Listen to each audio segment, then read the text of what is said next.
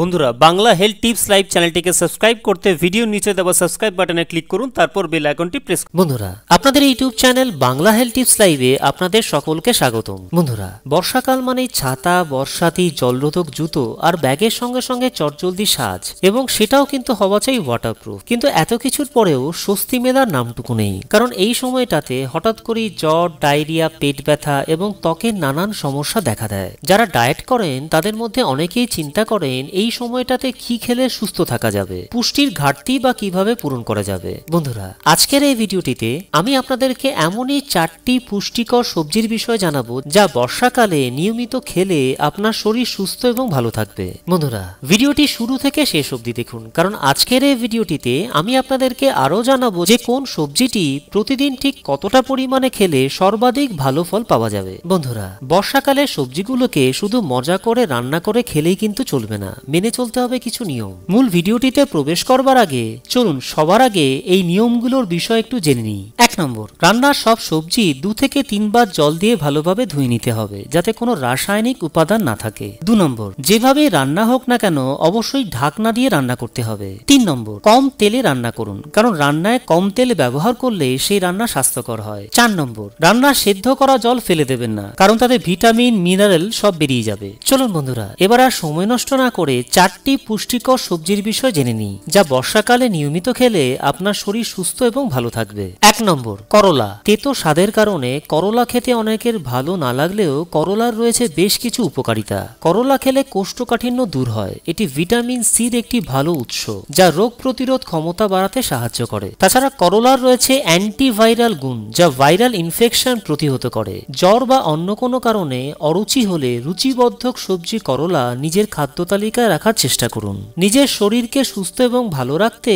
প্রতিদিন অন্তত কমপক্ষে 95 গ্রাম করলা খাওয়ার চেষ্টা করুন। 2 নম্বর, কাকরোল। বর্ষাকালে আরো একটি অনন্য সবজি হলো কাকরোল, যাতে অনেক উপকারী উপাদান রয়েছে। খনিজ ও আঁশে ভরপুর এই সবজিটি আমাদের হজম ক্ষমতাকে ভালো রাখে ও সংক্রমণকে দূরে রাখে। মানসিক বিষণ্ণতা দূর করার অনন্য উপাদান রয়েছে এই সবজিটিতে। মানসিক চাপ কমিয়ে বয়স বৃদ্ধির প্রক্রিয়াকে ধীর গতির করতে সাহায্য করে এই সবজিটি। বর্ষাকালে শরীর সুস্থ এবং ভালো রাখতে প্রতিদিন 100 গ্রাম মতো কাকরোল নিজের খাদ্য তালিকায় রাখার চেষ্টা করুন। 3 নম্বর, পটল।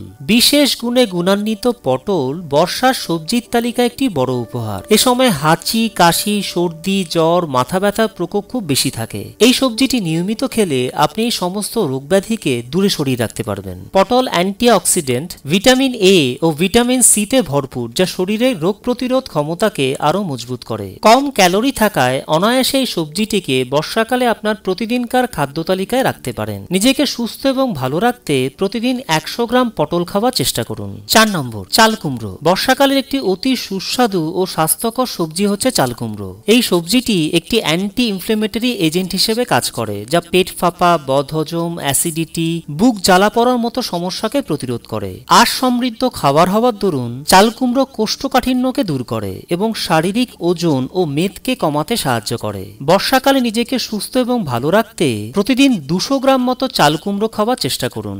বন্ধুরা আজ এই পর্যন্তই। ভিডিওটি দেখবার জন্য আপনাদেরকে অসংখ্য ধন্যবাদ। যদি ভিডিওটি আপনাদের ভালো লেগে থাকে, আপনাদের সামান্যতম কোনো উপকারও এসে থাকে, তবে ভিডিওটিকে অবশ্যই লাইক করুন। আর এই ভিডিওটি ফেসবুক, টুইটার, ইনস্টাগ্রাম এবং অন্যান্য সোশ্যাল মিডিয়া সাইটে শেয়ার করুন, যাতে আপনার সাহায্যে আপনার বন্ধুরাও বিভিন্ন হেলথ রিলেটেড প্রবলেম থেকে ঘরোয়া উপায় মুক্তি পেতে পারেন। আপনাদের মতামত কমেন্ট সেকশনের মাধ্যমে আমাদের জানান যে আপনারা ঠিক কোন ধরনের বিষয়ের উপর ভিডিও চাইছেন, এবং এই ধরনেরই আরো ভালো ভালো ভিডিও দেখবার জন্য বাংলা হেলথ টিপস লাইভ চ্যানেলটিকে সাবস্ক্রাইব করে নিন আর বেল আইকনটিকে ক্লিক করে নোটিফিকেশন অন করে নিন, যাতে আপনি আমার চ্যানেলের সমস্ত ভিডিওগুলোকে সবার প্রথমে দেখতে পারেন। বন্ধুরা আবার আমি ফিরে আসছি খুব শিগগিরই আরো একটি নতুন ভিডিও নিয়ে। ততক্ষণ পর্যন্ত প্রত্যেকে ভালো এবং সুস্থ থাকবেন।